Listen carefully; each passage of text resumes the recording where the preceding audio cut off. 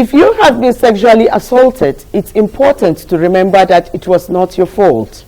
Rape and sexual assault is always wrong, no matter who commits it or where it happens. It is traumatic and it can affect you both physically and emotionally. Do not be afraid to get help. It is your choice about what you do next, but this information may help you in coming to a decision. The most important thing is to make sure that you are as safe as you can be. Contact the national emergency number or contact your tour operator if you are traveling with someone, or ask them for assistance. Today we are discussing looking at Nigeria's rape laws and the fight for justice.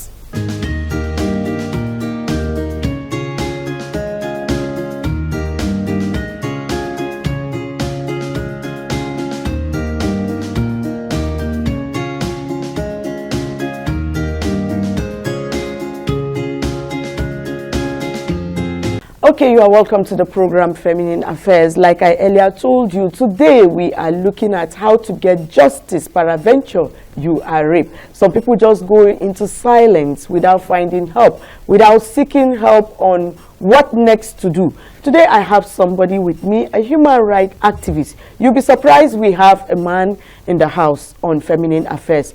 No, don't be surprised. It's a he for she.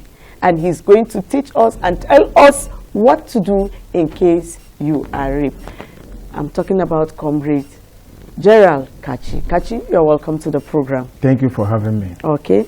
Like I have already said, we are looking at justice for rape. Can you give us an overview of the current laws on rape in Nigeria? Just an overview. Well, we have plenty laws, in Nigeria as at present that frown at rape. In fact, rape is one of the offenses that has almost maximum punishment. For example, in criminal code, which is mostly used in the southern Nigeria, you go to section 257, it defines rape as having carnal knowledge without consent. And the prescribed punishment there is life imprisonment, with or without caning. So whether they sentence you for rape, they include caning or they don't include caning, it's life imprisonment. Then in the northern part of the country where we have penal code, penal code, I think 282 defines rape, as having sexual relationship with a minor or a woman without consent, and they prescribe the punishment there. The minimum there is 12 years or a fine. Now we also have other acts that frown at rape, like VAP Act, which is the Violence Against Person Prohibition Act, but that one is mostly the domiciliary or domesticated or practiced in Abuja. Many states have not been able to domesticate it, but that one defines rape on its own. But then when further to give exceptions, like for example, it talks about you having carnal knowledge with a minor from 14 years, down, and it talks about things that can be classified as rape. Rape is not just when you have penetration with a girl child or a woman. Rape includes in that verb when you have penetration like a sodom, sodomy and the rest. Once it has to do with things like that. Then we also have a Child Rights Act of 2003 as amended. That one defines rape on its own and also peg the age around 18 years or thereabouts. And that one, not all the states in Nigeria has domesticated it, most especially those in the north. But then, rape has its own challenges. Why it appears like in Nigeria today, we struggle with rape victims reporting their experiences and challenges because of stigmatization, because of justice system, wherein if eventually you manage to gather courage and report, it will take almost your entire youthful life to get justice. It will be come today, come tomorrow. That is to say the laws are not effective. Well, if you put it that way, one may say yes, one may say no, because the justice system, requires that we set up special courts for issues of rape. So that it will be faster. What are the steps? What are the legal steps that one needs to take? I'm just trying to tell you some of the challenges with rape before we get to even issue of steps to take. But now you have asked issue of steps to take. I think one of the major steps to take is to ensure good sensitization, campaign awareness. Recently I give thumbs up to some schools that teaching children issues of sensitive parts. One of the days I came back, my daughter was singing, I will tell, I will tell, I will tell. I will know that kind of... yes. So it's a form of a rhyme, but it's sinking on them. Yes. You understand? Yes. So while we are doing that kind of sensitization, we shouldn't just limit it in the educational 4 walls. We should expand it to both our faith-based organization, to our cultural heritage, like those traditional stakeholders, to the market, to the street. It shouldn't be something that we make sacred, that shouldn't be discussed. You understand? The more we discuss it, the more people are abreast with it. You understand? And by the time we are abreast with it, it will form of keep us to check, it's form of serve as check and balances on how to tackle it. You understand? And because we are not discussing about it often, you understand? That is why the stigma, the fear, the pressure that is associated with it makes victims not to have that courage to come out. But by the time we discuss it, let people know that it's a criminal offense. It's one of intolerable offenses that you can administer to humanity. You understand? There are some cultures in Nigeria that refuses authorities from investigating case of rape. Why? There are cultures in Nigeria that do not allow interference with regards to our law. They prefer mediation. And that mediation, one of the major ways they do their mediation is once a rape is established, they will find a way to force you to marry the person. What if the person does not love you? That is where it leads to forced marriage. Majorly in North Central, down to North, not just North Central, especially in Niger State. We have had issues of rape, forced marriage at different degrees. And that is why, if you look at people that run away from marriage, the percentage, the grade there is very high. And when you force somebody, for example, I will give you between last year and this year, we have had over 16 in our organization. And the National Coordinating Initiative Against Human Rights Abuse and Torture, as well as the National Secretary, Committee for the Defense of Human Rights. Now, in the past 9 months to 1 year, we have had 16 cases in a particular region in Niger State. What we do is that... Are you talking about rape? Just here. Just here. When rape comes in form of conspiracy, yes, it becomes something that you struggle with. There are issues of... During Salah, they will ask you to bring somebody that you want to marry. And in most cases, in those areas, they deny those girl child access to education. They don't go to school. The ability to communicate becomes a problem. Okay. So they have already weakened your right. Your right. Now, what they do, your inability to bring somebody to marry you off, they will bring somebody whether you like the person or you don't like the person. So they can give now, when out. they give you the person, you refuse the person, they must have collected whatever they want to collect from the person. They will devise means of doing voodoo or charms to make you to like such a person. And this practice is still ongoing. As we 2025, is still on as of today. I can give you names. I can bring the victims for you. I can even take you to where it happens. Now, what they do is that once they do charm for you, it doesn't work.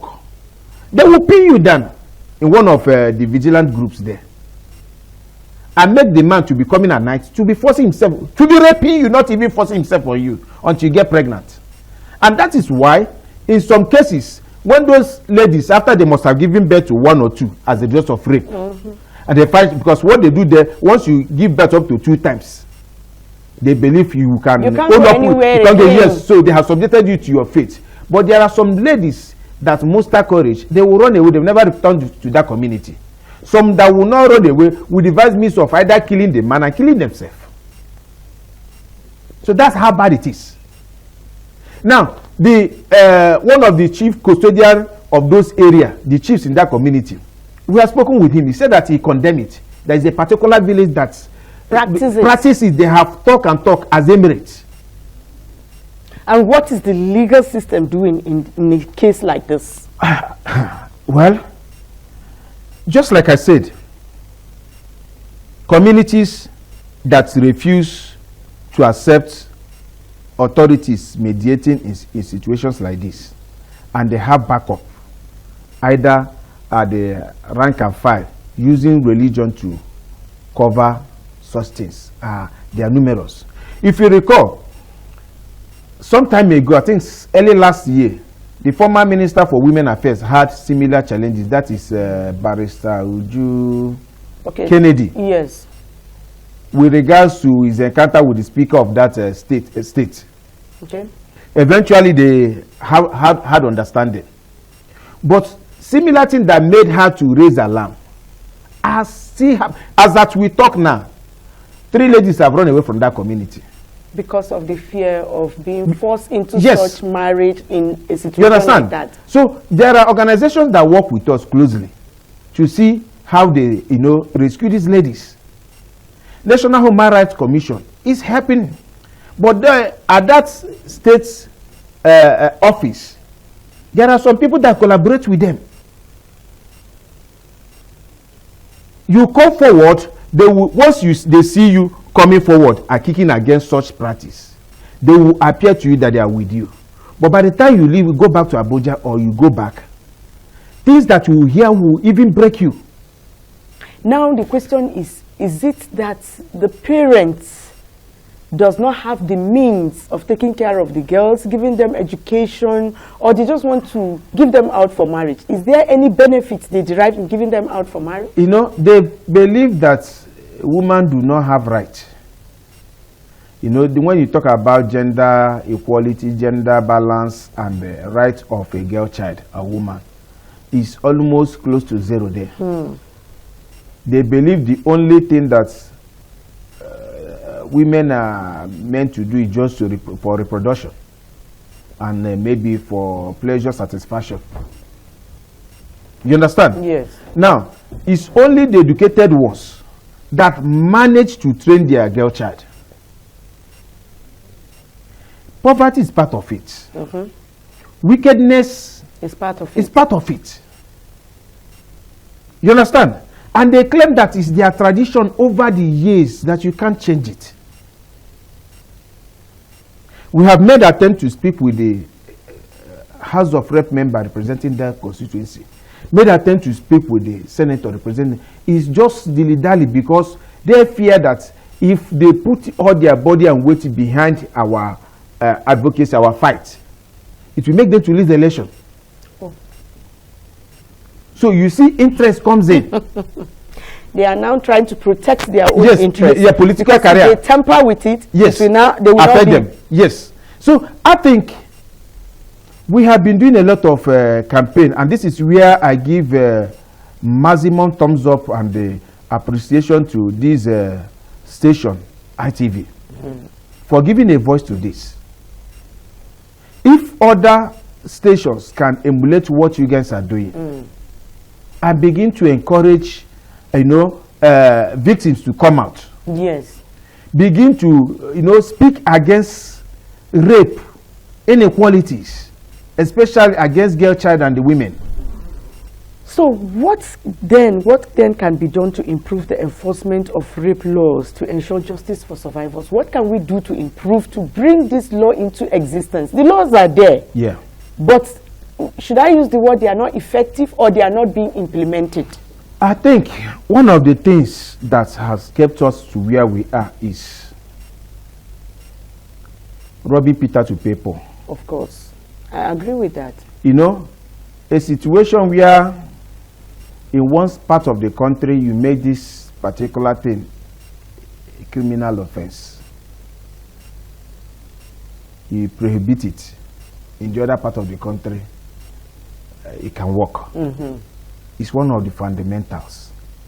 A situation where you go to southern Nigeria, any girl child that is less than 18, even if with consent, is seen as, if you have carnal knowledge of the person, is seen as rape. But here, they will leverage on religion and give away girl child to marriage. When you press further to know motive behind, they will tell you that it's to be in custody, the person will grow to become a wife. You know, they'll find a name to give it. A name to con it. Yes. You know, just like you say, okay, I'm bringing goat close to yam, but the goat will not eat the yam until the yam must have grown. How can yam grow? You see it becomes, you know, deception. So I think one of the things we can actually do in these regards is restructuring, complete restructuring. If in your state you say, okay, any girl child can be given to marriage, so be it. But just what like now, this means? Just like now, we are in Ramadan. Yes. We are also in Lent. Both Christian and Muslims are fasting. Even the people that brought the religion to Nigeria from west to the east, that brought religion in Nigeria, have not shut down their schools. But in Nigeria, we have seen a state that shut down the school for 5 weeks. Observe fasting. Hello? Are we supposed to do that? How? How are we supposed to do that? And at the end, the monies will be allocated for even the fasting. Do you think that is being done to encourage them to partake or participate in the fasting? Is that the only way they can encourage them to participate? You know, religion should be an individual thing. Of course. It shouldn't be a compulsory venture. But it's the other way around in Nigeria. That's what I'm saying. It shouldn't be that you are mandating somebody to fast. It should be something that is between you and your creator. It should be something that if you desire to do it, it shouldn't be something that you'll be subjected to doing it. Now, are there any recent, having gone through all these activities in human rights, are there any legal reforms or proposed bills aimed at strengthening our laws? For example, our organization is still working on a bill that we intend to sponsor through a National Assembly member to see how we can create a special court for issues of rape, sexual offenses, or violence, as the case may be. You know, one of the things that made it very difficult for victims of rape to come out is because onus of proving your case lies on you as the victim. And that brought me to what somebody was telling me, that when the rape kids are not in Nigeria. When she got to the police station, the police were asking her, what time did you go there? What were you wearing? It happened in court, not just you understand? A young lady felt that she has lost the case already, so she left. A young lady in Mushin, Lagos, reported to one of our branch in Lagos. And then we eventually got to court. And when she was to be cross-examined, the lady used to be a girlfriend to the guy. But on that particular day, she did not give consent. So he forced himself. Come and see cross-examination. First, if you are in court that day, you will be very, very embarrassed. In a case of this lady, she was just passing. the lawyer begin to ask, where were you when you were, if you know that you were raped in the boyfriend house? What time was it? At night. You know, you begin to hear stories that beat the, by the time they will make caricature of the victim, thereby subjecting the victim to depression. So if you are a victim and experience such a thing, you wouldn't want to go through such a scenario. Then lack of training, especially with regards to law enforcement agencies like police. This issue of what are you wearing, how are you posing, who is she to you, and so on and so forth. At what time did you go there? There should be professional way of handling such cases. So that brings us to the fact that if we are willing to do something about it, we can achieve it. Exactly, and not just willing, you know, because of threats to life that are associated with this struggle. Because most of our comrades that are in the frontier of this fight face a lot of humiliation, a lot of threats. In fact, there was one that, as of November last year, 2024, one of the victims whom she was, for the sake of privacy, I will not mention her name, was subjected to ritual practice to see whether they will use charm to make her to change her mind and marry who they want to force on her. Now the ladies said that they brought some animals. We are using it to pray against our coordinator in that zone that is fighting them, making rituals. You know, you know, we Africans, we are very spiritual. We believe in it. We believe in it. Spiritual. So whether you call it African magic, they want to fire spiritual bullets and arrow on her.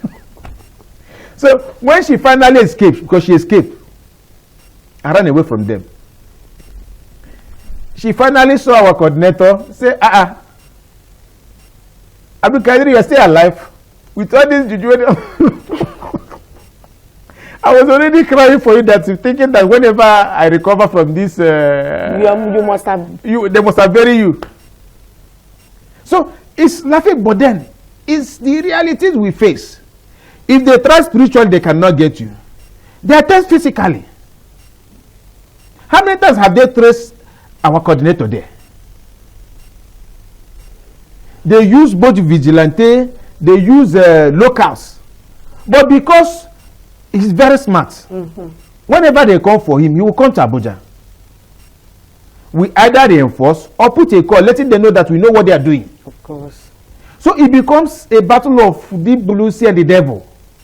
But this is a fight we must win. In Nigeria, those who fight against killing of twins save a lot of persons like us, like me. If the lives of Mary Celeste did not stake her neck and fight to the end, yes, perhaps maybe I would have been one of the person that would have killed, and my sister would remain, or maybe I don't know. Having said that, now before we go, time is no longer on our side. What can be done what can individuals and communities do to help in combating this menace? Since our legal system is not really active in the fight against it, what can individuals like you and I, the communities, what can we do?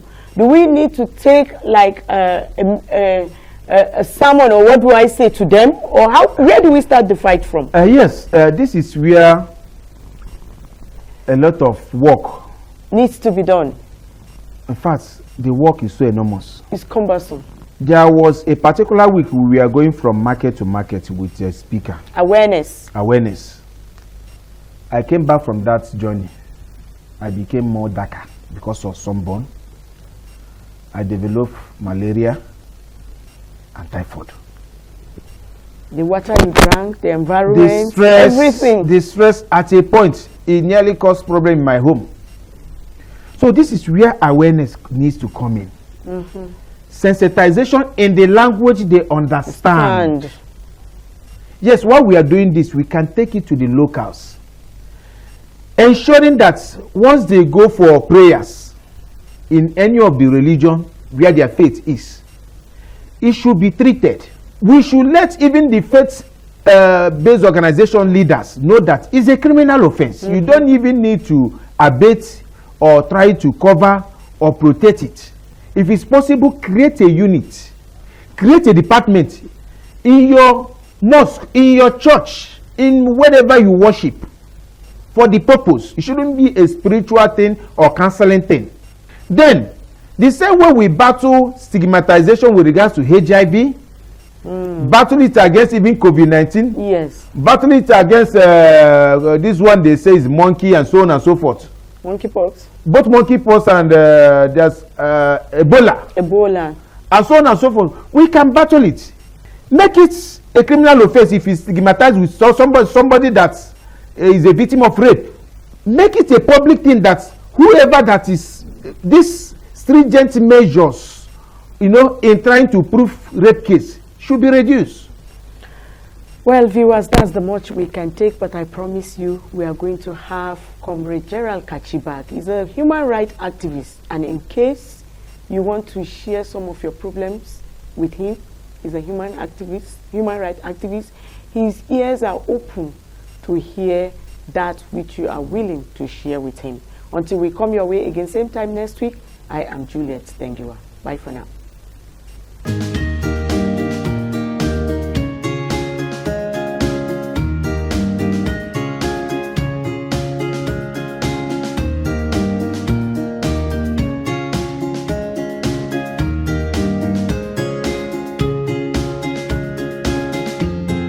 And that's the much we can take on this week's episode. Remember, you can watch Feminine Affairs on our YouTube channel, Feminine Affairs with Juliet Dengiwa. See you same time next week. Bye for now.